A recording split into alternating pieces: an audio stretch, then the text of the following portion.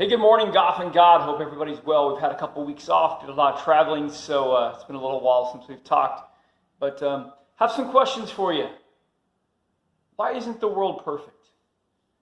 Why are some of us still stuck in a rut, waiting to be healed?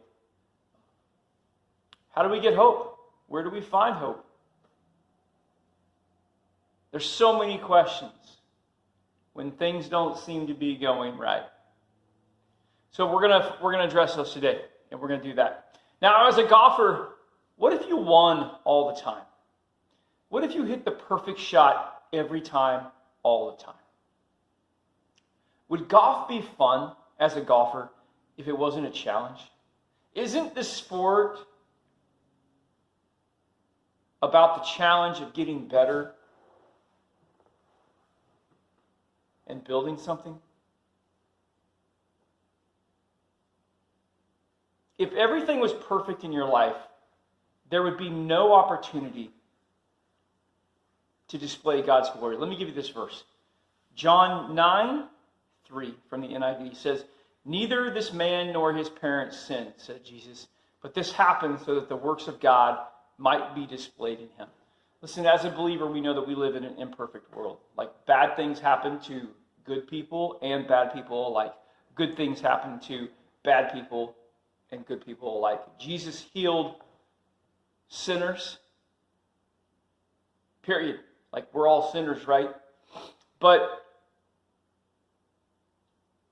in Jesus' time, miracles were a great way for him to display why he came to this earth.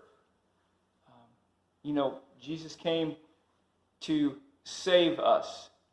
But a lot of people stop short of the full meaning of salvation. And so I'm going to preach a little bit to you, because in the word, in the original text, from salvation is sozo. And sozo means not only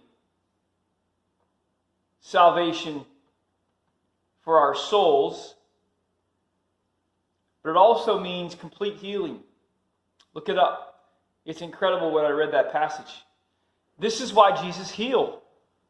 He healed physical ailments. He healed diseases.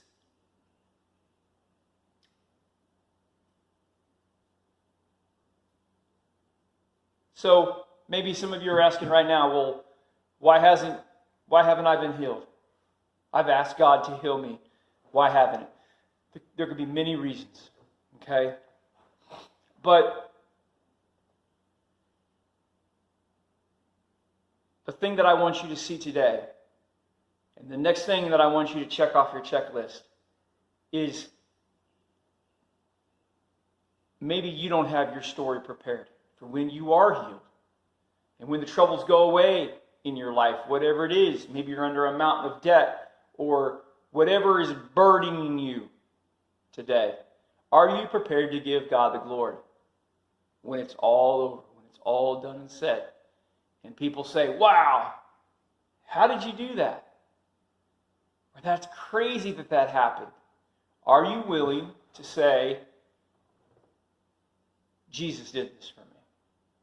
And I know he did this, and here's how. So I want to challenge you with that verse today.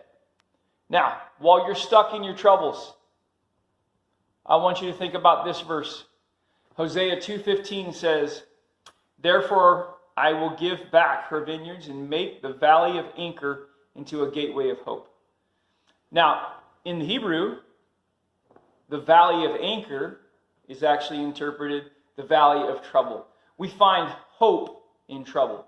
Think about it. If everything was perfect, there would be nothing to hope for as we go through there. So I'm not saying we should go around and wish for troubles just so that we can find hope.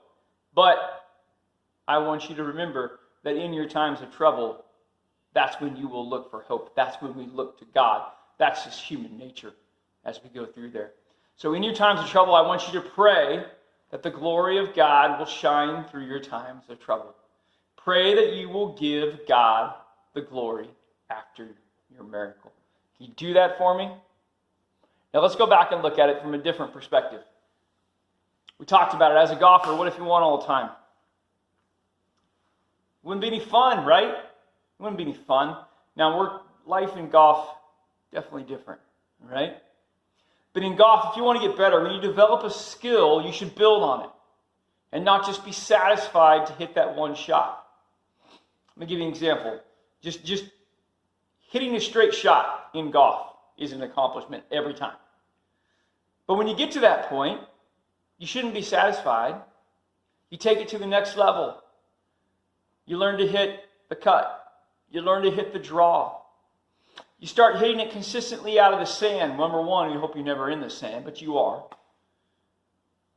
But being able to hit it out of the sand, that's an accomplishment.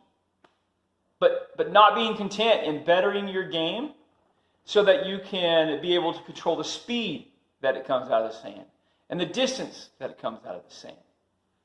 And you see, life is exactly the same way.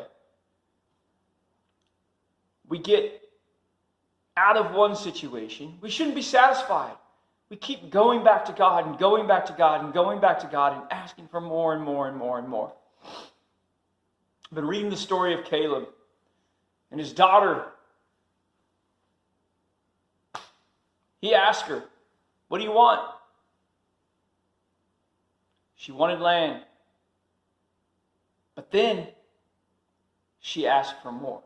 And you see that particular story in the Bible, Caleb represents the father-child relationship that God wants for us. God wants us to ask. God wants us to ask for more. Not just more possessions, but more everything. More in our relationships. More, I hear this all the time. God gave us his son. So why wouldn't God give us anything else? And people say, "Oh, well, God doesn't want us to have money. God, whatever. God doesn't want us to have possessions. Whatever." That's not true. So if that's true, then God is putting higher value on money and possessions than he did his own child. And that's not true. God's highest possession was his son, and he gave him to us. So why will he not give us anything else that we need or that we want and we use for his glory? And that's the key. And that's the key right there. Are you prepared to use it for his glory? So consider that. Give me your feedback. Share your thoughts. Listen, we say